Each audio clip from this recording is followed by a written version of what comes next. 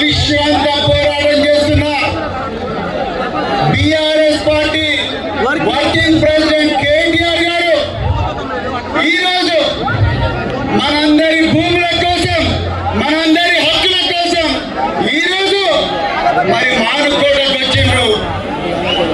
సేవాలాల్ బాపు కాయకోతో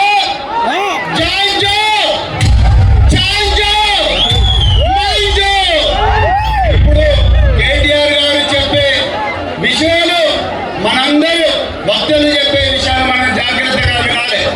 మిత్రులారా, ఇది మన భూమి కోసం చేస్తున్న పోరాటం, మన బిడ్డల భవిష్యత్తు కోసం చేస్తున్న పోరాటం. తెలంగాణ ఉద్యమంలో బహుజన బిడ్డలు, మరి ముఖ్యంగా గిరిజన బిడ్డలు తాను నాయక్ సాయుధ రైతాంగ పోరాటంలో తన ప్రాణాలు అర్పించారు.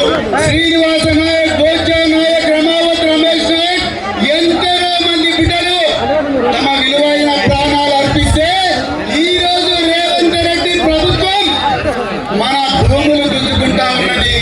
ఒక్కసారి ఆలోచించండి. కేసీఆర్ ఆయో, గురుకులాలు నాయో,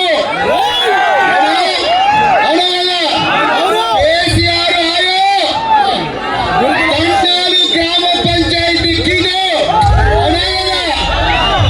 కేసీఆర్ ఆయో, కోడి భూములకు పట్టాలు కిలో, రేవంత్ రెడ్డి ఆయో, మన భూములు గుంజుకుంటున్నారు. కేసీఆర్ ఆయో, మన బిడ్డలకు సన్న బియ్యం ఇచ్చిండు. రేవంత్ రెడ్డి ఆయో, మన బిడ్డలు విషాహారంతో చచ్చిపోతూ ఉన్నారు. ఈ రోజు నిమ్స్ లో